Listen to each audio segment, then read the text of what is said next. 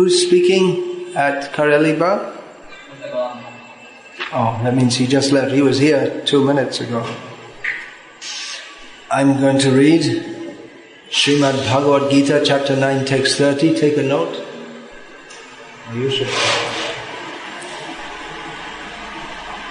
I'll just read the verse because we have time constraints. Apichet suduracharo bhajate mamananyaha sadhur eva samantavya samyak vyavasito saha. Even if one commits the most abominable action. You know what abominable means? It means very bad.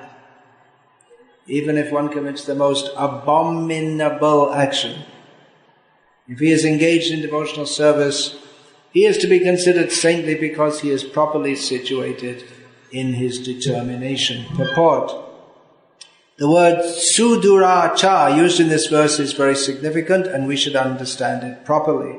When a living entity is conditioned, he has two kinds of activities. One is conditional and the other is constitutional.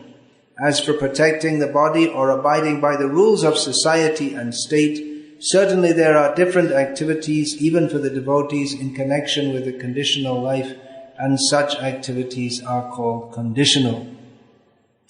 Besides these, the living entity who is fully conscious of his spiritual nature and is engaged in Krishna consciousness or the devotional service of the Lord has activities which are called transcendental. Such activities are performed in his constitutional position and they are technically called devotional service. Now, in the conditioned state, sometimes devotional service and the conditional service in relation to the body will parallel one another. But then again, sometimes these activities become opposed to one another. As far as possible, a devotee is very cautious so that he does not do anything that could disrupt his wholesome condition. He knows that perfection in his activities depends on his progressive realization of Krishna consciousness. Sometimes, however, it may be seen that a person in Krishna consciousness commits some act which may be taken as abominable socially or politically, but such a temporary fall down does not disqualify him. In the Srimad Bhagavatam, it is stated that if a person falls down but is wholeheartedly engaged in the transcendental service of the Supreme Lord, the Lord, being situated within his heart, purifies him and excuses him from that abomination. The material contamination is so strong that even a yogi fully engaged in the service of the Lord sometimes becomes ensnared. But Krishna consciousness is so strong that such an occasional fall down is at once rectified.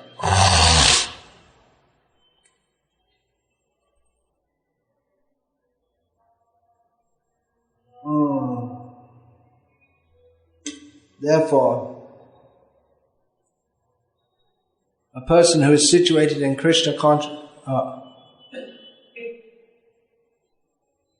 therefore the process of devotional service is always a success. No one should deride a devotee for some accidental fall down from the ideal path, for, as explained in the next verse, such occasional fall downs will be stopped in due course as soon as a devotee is completely situated in Krishna consciousness. Therefore, a person who is situated in Krishna consciousness and is engaged with determination in the process of chanting Hare Krishna, Krishna Krishna, Hare Hare, Hare Rama, Rama Rama, Hare Hare, should be considered to be in the transcendental position, even if by chance or accident he is found to have fallen. The words sadhur eva, he is saintly, are very emphatic.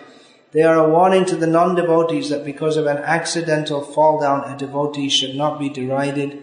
He should still be considered saintly even if he has accidentally fallen down. And the word mantavyaha is still more emphatic. If one does not follow this rule and derides a devotee for his accidental fall down, then one is disobeying the order of the Supreme Lord. The only qualification of a devotee is to be unflinchingly and exclusively engaged in devotional service.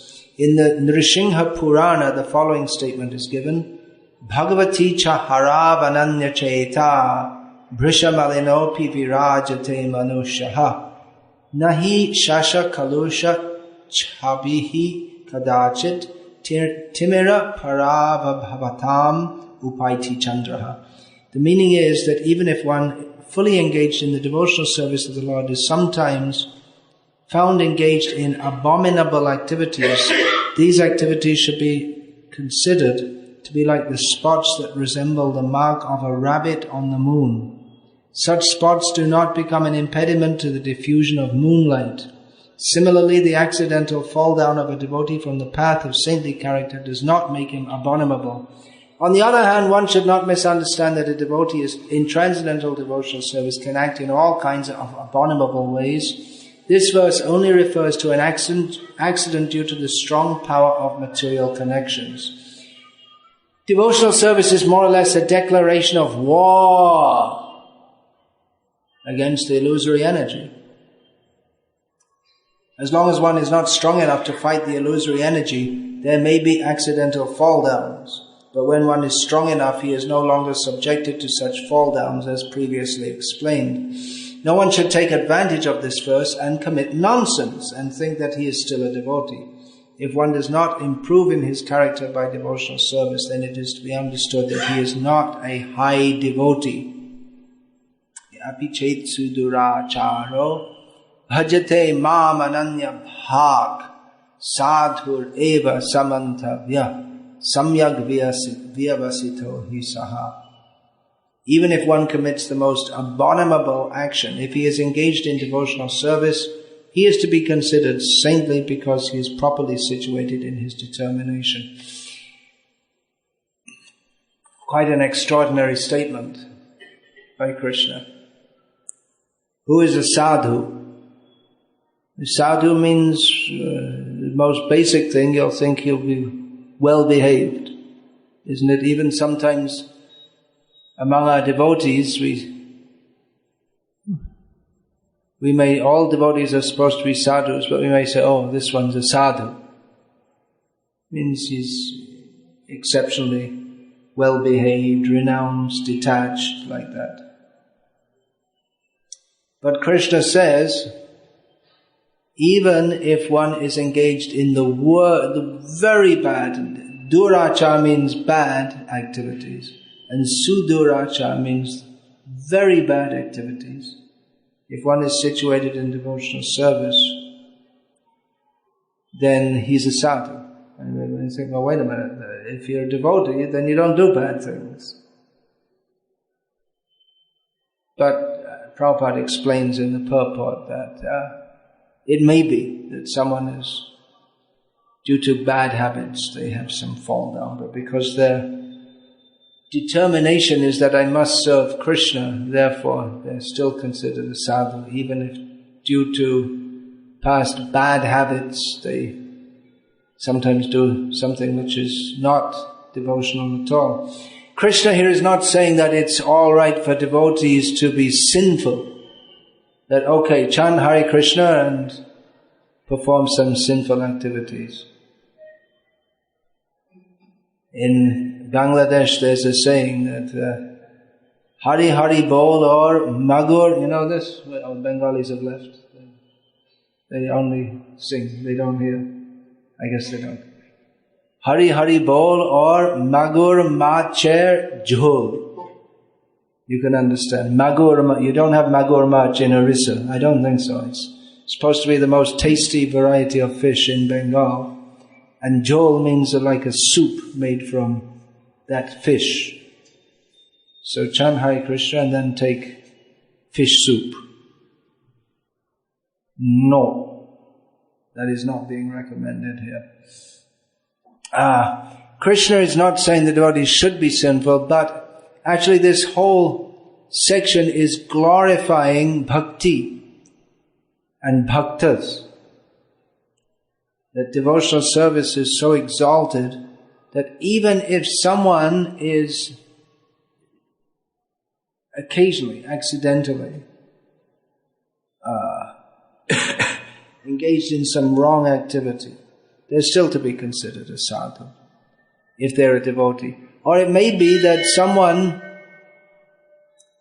they have quite a prominent defect in their character. You may see that someone's they're dedicated to being a devotee, but they're maybe angry by nature, unnecessarily getting angry or something like that.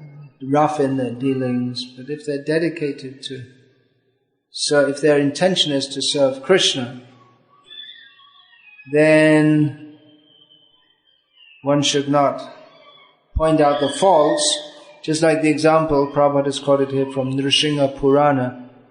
If someone looks at the full moon, now we can't see the full moon. Now today is Amavasya today?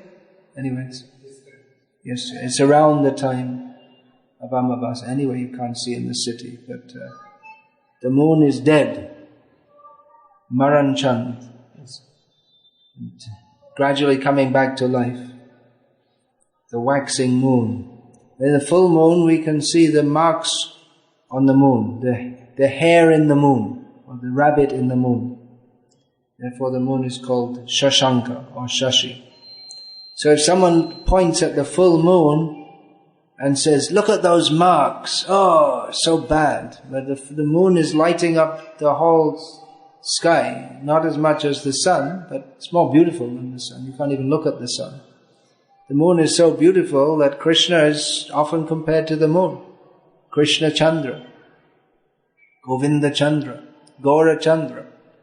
But if one simply points out the spots, then one is a fault finder. The beauty of the moon far outweighs the marks. So, if a devotee, if someone's seriously concerned to serve Krishna, that endeavor to do so, Krishna says, is so great that a few defects, and here he says not even a few defects, but even some apparently very serious defects, that is not to be taken seriously. Now, Krishna is of course speaking to Arjuna, and Arjuna was concerned to do the right thing. What is my dharma in this situation? He was in a situation of dharma sankat. What is the right thing to do? Is my duty as a kshatriya to fight? But on the other hand, how can I fight against my gurus and against my relatives? So he didn't know what to do, and he thought that to fight would be very bad. You're getting a no translation. It's too difficult to translate. You're going so fast. He thought that to Gurunna hatvahi mahanubhavam shreyo bhuktam bhikshamapi hadvartana artha. I can't remember the verse. Anyway, he says that it's not good to, obviously it's not good to fight and kill your guru. Any of my disciples there want to kill me? Some of them do. Not good disciples don't kill their gurus.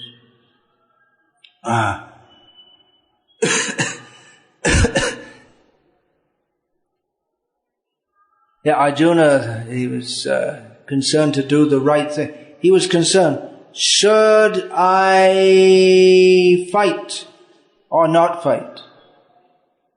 So he was considering to fight or not to fight. But Krishna told him, you're asking the wrong question. You're on the wrong track altogether. It's not a question of whether you fight or whether you don't fight. That's not the consideration. It's not even the consideration whether you follow dharma or you don't follow dharma. That's why Arjuna, he seemed to have such a hard time to understand. Again and again, throughout Bhagavad Gita, he keeps on asking, what is, first of all, you ask me to renounce, and then you ask me to work in devotion, and even at the 18th chapter he's asking, what is sannyas? He seems to be confused about this. He didn't get the point that the real point is to satisfy Krishna, not whether to fight or not to fight. If Krishna wants you to fight, you should fight. If Krishna doesn't want you to fight, you shouldn't fight. That's the point. So Krishna wants to establish this point that bhakti transcends ordinary dharma. If one is engaged in bhakti, then even if everything else is very bad from the worldly point of view, still that's glorious. It's much better to do bhakti and go against the world than not to do bhakti and be pleasing to the world. This is revolutionary again, just like we see people are praised for building hospitals and schools, but you say this is useless.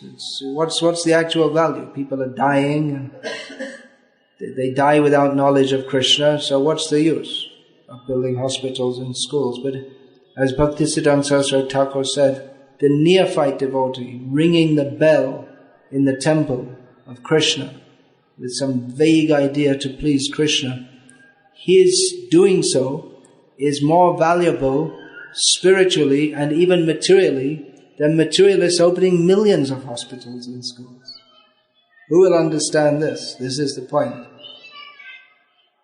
That Krishna is making.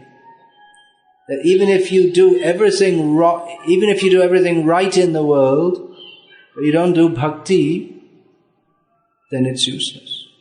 And even if you do everything wrong in the world, but you do bhakti, then that's glorious. Of course, bhakti should be properly understood, what that means. It's another misused word in modern India, bhakti. And bhakti for my dog and my country and my wife and my cricket team and everything except for Sai Baba and all this nonsense, but not for Krishna. Bhakti means for Krishna. There's no meaning to the word bhakti. Guru bhakti, that can also be that, but that means Guru should be a devotee of Krishna. It's all subsumed within Krishna bhakti. Tyagdva swadharmang charanam bhujam hare bhajanna phagvota patetato yadi yatrak baba bhadram abhud amushakim kovarta apto bhajatam swadharmataha. This principle is established by Narad Muni, speaking to Vyasadeva, who wrote so many books of the Vedas, which Narad came along and said, well done, you compile all the Vedas, it's all useless. Which Krishna also says in the Bhagavad Gita. Vedas, well, pretty much useless. Unless you come to this point. Vedaischa savarahame vedaha. So Vyasa was establishing what is dharma, but Narad told him that if one gives up one's dharma to engage in the service of Hari, the lotus feet of Hari, and doesn't do very well in bhakti, they didn't lose anything. Sometimes people say, oh, you don't do bhakti, you better concentrate on your material life. Because you see, if you don't do well in bhakti, then you'll be in a problem. You'll have difficulty. So first get your material life together, and then you think about bhakti. We often hear this said. But Narad Muni says that if you take up bhakti and your material life is a mess, or you give up your material duties, no loss. And if you do all your material duties perfectly, but you don't worship Krishna, then it's all loss. Everything is useless. Great success, whether you are Ambani or Birla or whatever you are, all useless without Krishna bhakti. So, Krishna is bringing Arjuna to the right consideration. Arjuna wants to do what is right, but he's got a completely wrong idea of what is right and wrong. And actually everyone in the world is going on this misconception. And most of the commentators of Bhagavad Gita, they also talk about karma, either perform your duty or renounce the world, either karma or jnana, but they miss the point, they miss the whole point of Bhagavad Gita, which is stressing that it doesn't matter whether you work in this world or renounce this world, that's not the point. Neither of them are very important. One has to act in a manner that is pleasing to Krishna. That is the actual point of Bhagavad Gita. And one who tries to serve Krishna is always well situated, always in a better situation, always better situated than those who don't try to serve Krishna. Here's a quote from Srila Prabhupada, that when he was speaking on this verse, in the 1960s. At that time, Brahmananda was a prominent devotee. He was temple president at ISKCON, New York, which was a room smaller than this.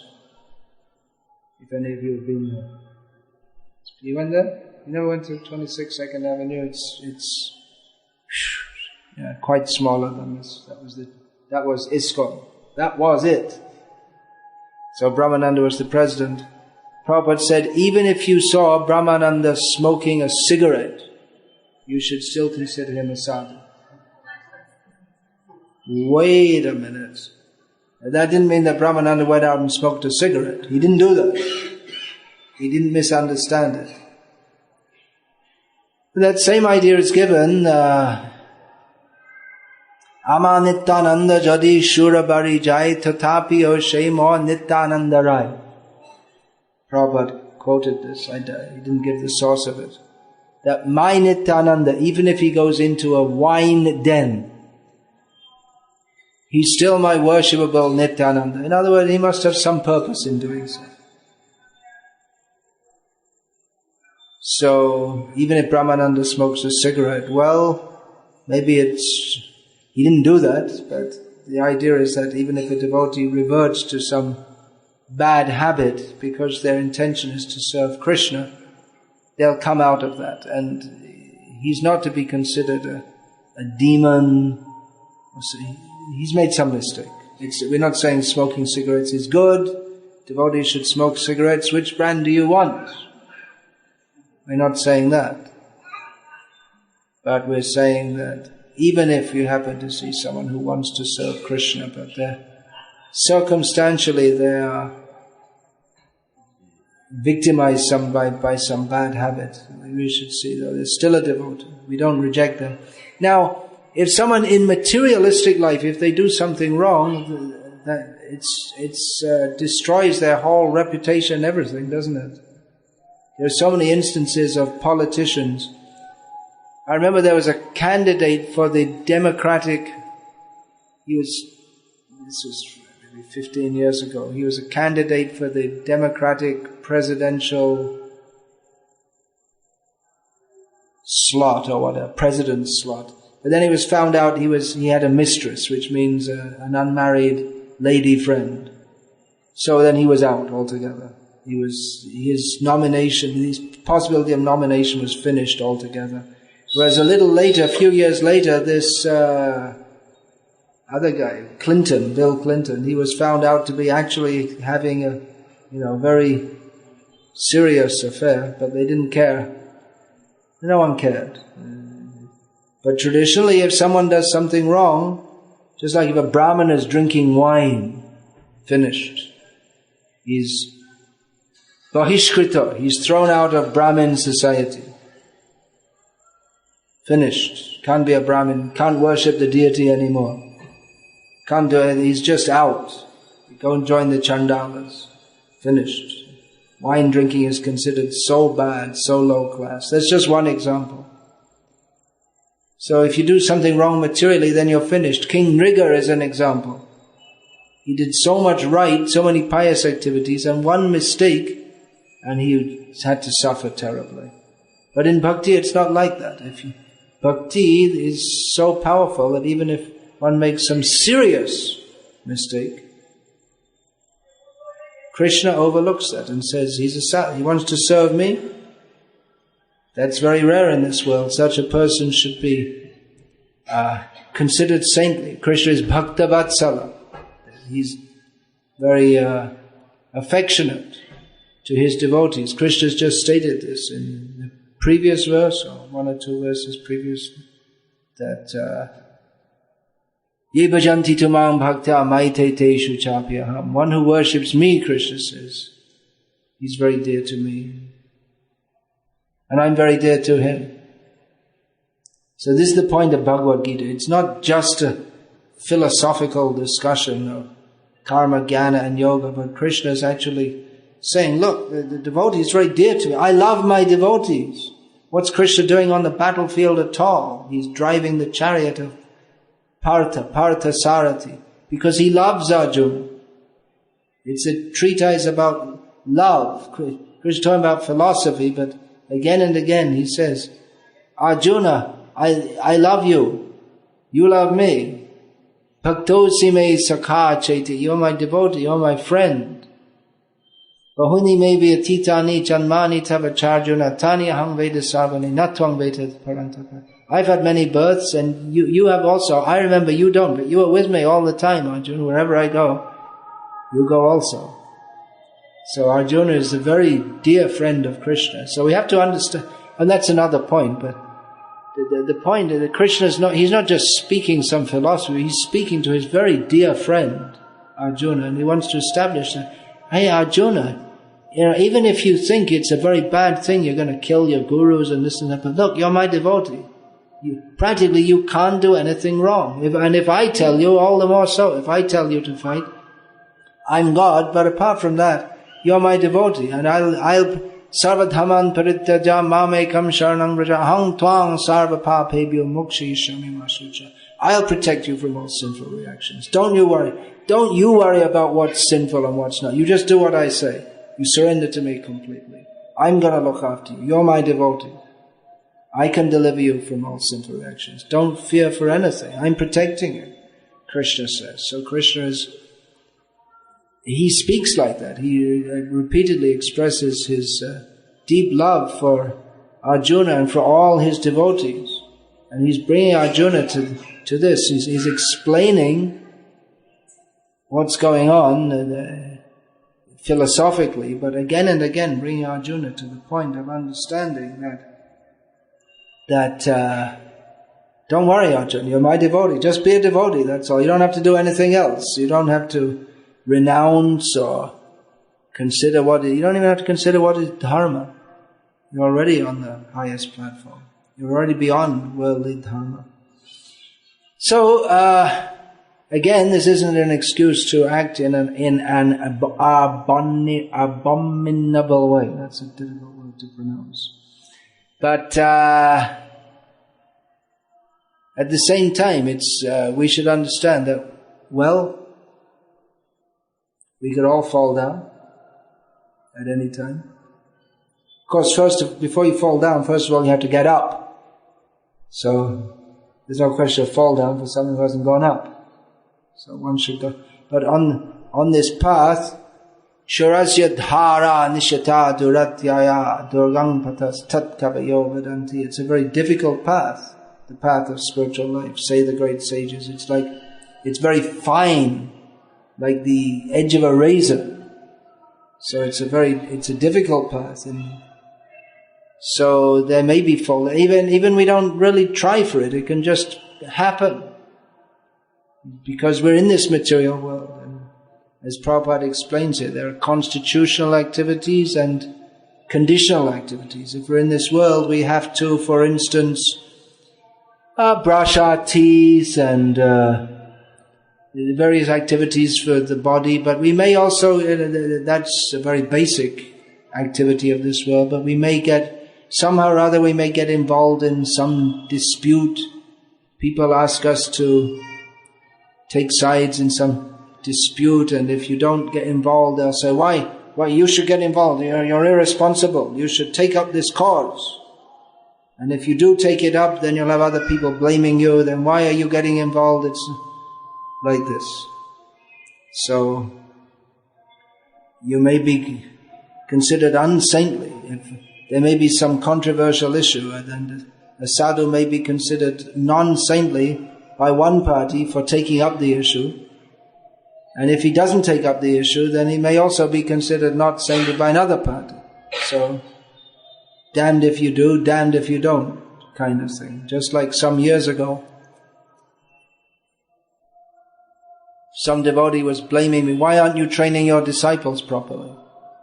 You see this disciple's not behaving properly. But then when I go there, the town president, if I try to say something, the town president says, you shouldn't interfere. So, if I try to instruct, then the town president says, don't interfere. And then, if he misbehaves, I'm responsible. So, what can I do? It's like a hopeless situation. So someone's going to blame you. Apart from that, I mean, there may be some actual fall down. It may happen. That's why traditionally there are very strict rules in human society especially for mixing of the sexes, because men and women, if they mix up, then there's Balavan Indriya Gramo Vidvangsanapi Karshati. The senses are so powerful that even a learned person who knows what is right and what is wrong, they may get bewildered, they may get disturbed and do something that they shouldn't do. So that may happen. So the material world is very dangerous. It's happened to me several times that things have happened which I don't want to talk about them, but certain women not behaving properly with me, and I could be blamed for that. Although I didn't do anything, but I could be blamed because somehow or other they're making some improper approach or something like that. So material life is such that, or living in this material world, even if one's trying to be a devotee seriously, there may be some situation arises in which one can't avoid being blamed, or one may actually fall down from the proper standard of devotional service. So one should be very careful, but still there's always a possibility of fall down, which is serious, but Krishna says that one can recover from that. So one is properly situated if one's a devotee. What does it mean, suduracha? It means very bad behavior. How bad can you be? Let's think of the worst things you can do, like disemboweling your mother. Well, that's pretty bad. That's pretty bad, yeah. Vishwanath Chakravarti Thakur, in his purport to this verse, says that even if a devotee is engaged in usurping others' wives and properties, he should still be considered saintly. So we can understand that that's considered something very bad, to take someone's wife or their property.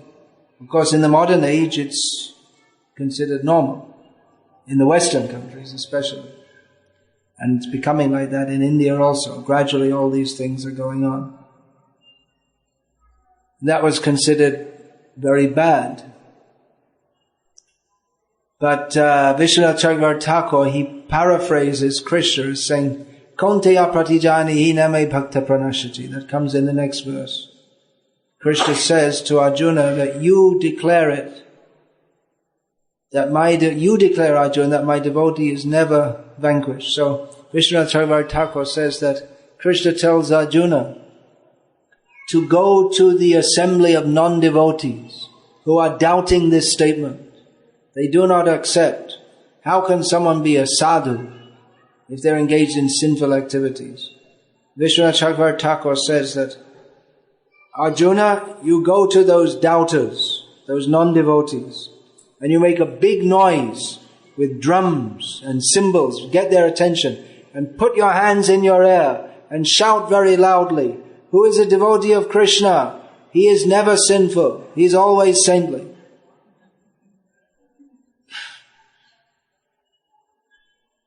Well, again the question comes, how bad can you be and still be a devotee? Is there any limit? Well, Krishna doesn't give a limit here. Maybe I'll get back to that a little later. Now, recently I gave a whole lecture on seeing from different perspectives. Everything can be seen from different perspectives.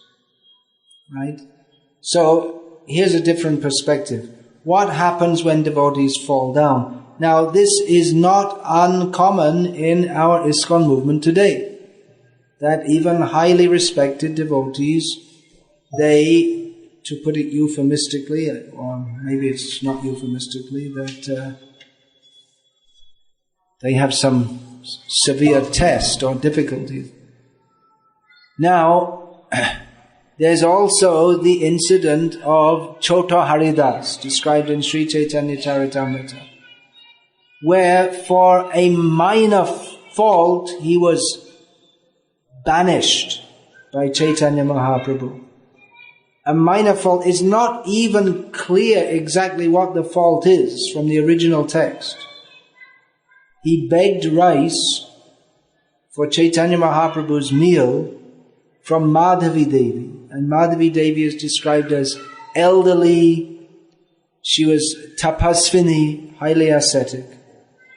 And she was extremely advanced devotee. So what was the... Chota Haridas was a renunciant. Probably not officially a sannyasi, but he was considered a renunciant. So what was the fault? He spoke with a woman, but a very old woman. Prabhupada suggested that maybe there was some young woman present there who Chota Haridas looked at lustfully. He had some lustful feeling. But anyway, Chaitanya Mahaprabhu banned Chota Haridas. Don't let him come to see me anymore. So the devotee said to Chota Haridas, okay, just wait a little time. He was fasting. Chota Haridas fasted for 3 days, and the devotee said, still Chaitanya Mahaprabhu was angry. He wouldn't see him. And they said, okay, just wait a little time. Then after a little time, his mood will change. You see, if they become angry, and then after some time, their mood changes. But it didn't. And it went on, and Haridas he was not allowed anywhere near Chaitanya Mahaprabhu, even though he had been an intimate associate. And after 1 year had passed, he left, went to Triveni, the junction of Ganga Saraswati, unseen Saraswati, and Yamuna, and drowned himself. And some days after this, Chaitanya Mahaprabhu, who knows everything, as the Antaryami, the Super Soul and everyone, said, okay, now call Haridas. He said, well, actually, he drowned himself. And Chaitanya Mahaprabhu, as if pleased, said, Swakarma phala bhukpuman. Everyone gets what they deserve. So very harsh treatment. And the same Krishna is saying that, seems to be very harsh treatment. I should qualify that. The Krishna says, even if one is very sinful, he is still my devotee. Should be considered a sadhu. On the other hand, Chaitanya Mahaprabhu was apparently unforgiving to Chota Haridas. And he was pleased when he gave up his body for what appears to be a very minor fault. Not a major fault. Krishna says, Abhichet sudurachara. One who is very, very badly behaved, he's still to be considered a sadhu. But Haridas wasn't very badly behaved. Only a minor fault, it seems. But Chaitanya Mahaprabhu was so severe in chastising him. Now, Bhaktisiddhanta Saraswati Thakur has given some comments on why Chaitanya Mahaprabhu did this. What can we learn from this? So, he gave 7 comments. I will just read 3 of them, which are relevant, particularly relevant to this discussion that we're having tonight. Although Sri Chaitanya Mahaprabhu, the Supreme Personality of Godhead, is an incarnation of mercy, he nevertheless gave up the company of one of his personal associates, Junior Haridas, for if he had not done so, pseudo-devotees would have taken advantage of Junior Haridas's fault by using it as an excuse to live as devotees and at the same time have illicit sexual connections. Such activities would have demoralized the cult of Sri Chaitanya Mahaprabhu, and as a result, devotees would surely have gone to a hellish life in the name of Sri Chaitanya Mahaprabhu.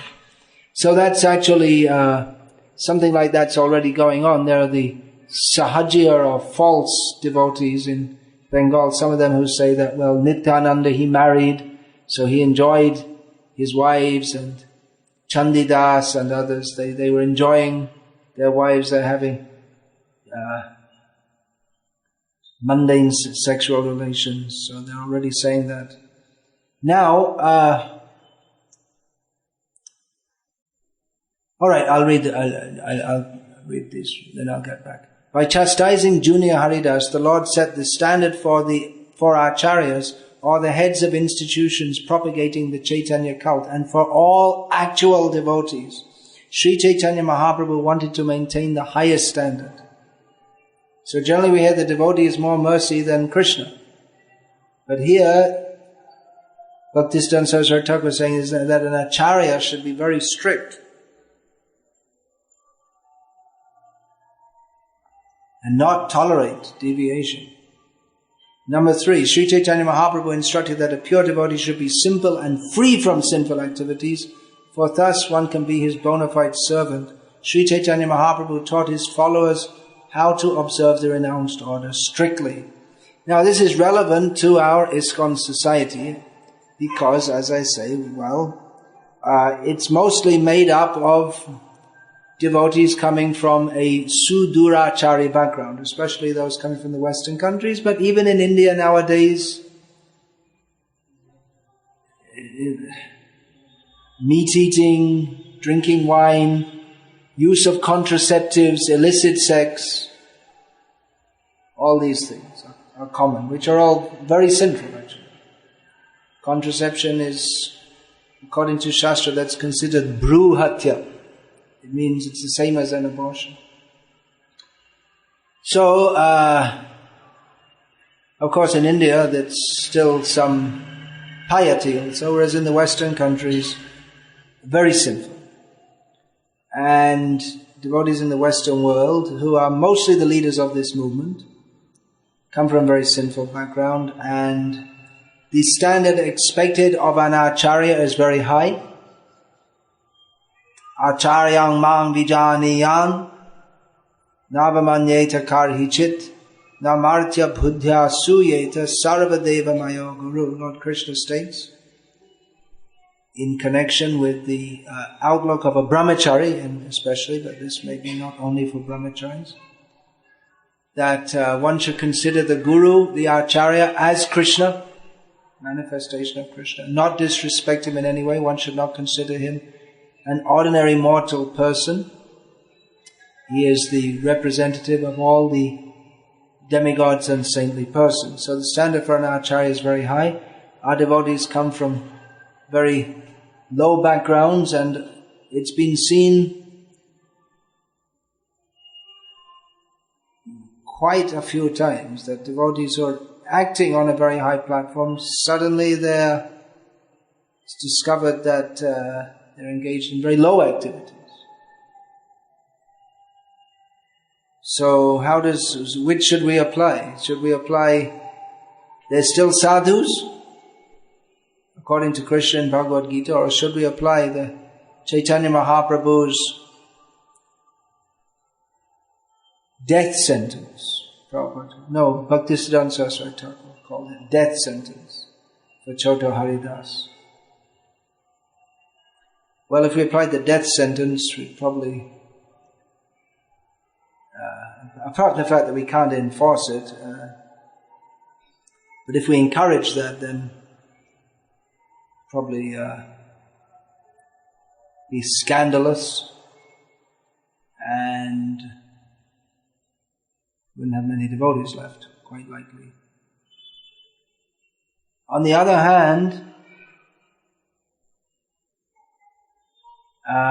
as it's said here, if the cult of Chaitanya Mahaprabhu, such activities would have demoralized the cult of Sri Chaitanya Mahaprabhu. And we actually see that our society is demoralized in many ways. People don't have the same kind of trust in leaders that they used to. And some people are very skeptical even, distastefully. And they say, well, how much time before this one falls down? Or you don't know what he's doing privately. So what should we do? If a sannyasi falls down, well, we can disrobe him, that means convert him into a non-sannyasi. Or just say, okay, go on with life. Just be a good boy from now on. But it actually demoralizes the cult of Chaitanya Mahaprabhu, because then people think, well, what's the use? What's so great about being a sannyasi if you can fall down and still go on as a sannyasi? Then what's the meaning of being a sannyasi? So what to do? Is there a middle ground? Can we find a middle ground here? Some kind of compromise between throwing people out or keeping them in? Well, it's not really any middle ground. It's either you accept, all right, go on as a sannyasi, or don't go on as a sannyasi. If you're going to be a sannyasi, then you can't be a half sannyasi. So it's a very difficult situation. The best thing is that everyone behaves especially those who are in a position of spiritual responsibility, they behave very properly. But the force of previous samskars or impressions and urges may be very strong. So, well, sannyasis should live in the association of devotees and be engaged in devotional service and not go to extracurricular activities. They should be very strict, we can say this, but again, you can't enforce it. Again, this question, what is the limit? Is a child abuser, now this is a very sensitive point in our society. Can a child abuser be considered a devotee, someone who's beaten children severely or mistreated them sexually? Now, we're not supposed to talk about these things, but earlier this year I was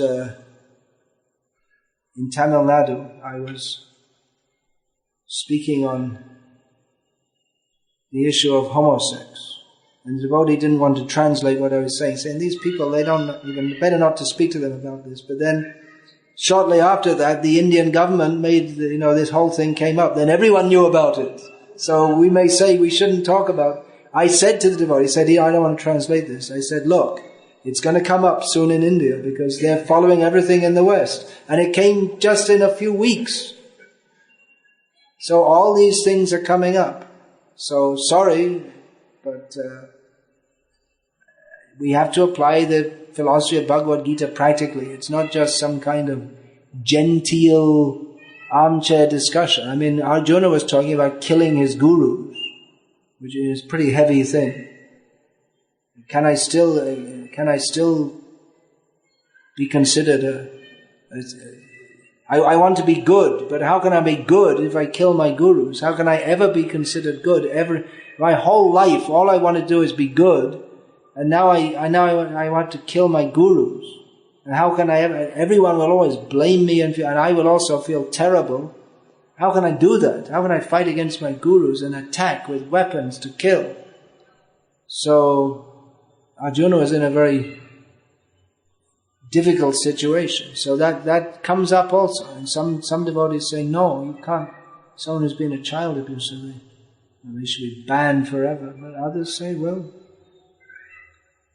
it's very bad. But still we see that some people have done that, or they're still serious about bhakti. It's a Dr. Jekyll and Mr. Hyde kind of situation.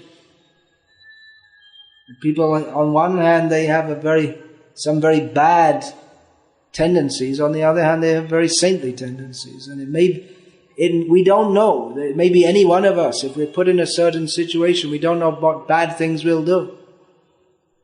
If you're in a situation, if suddenly you're put in a situation with a whole bunch of kids and you've never been trained how to deal with them, and they're also completely wild, and you have absolutely no guidelines in what to do, then it might seem the best way to control them is just thwack them, and it can become a habit.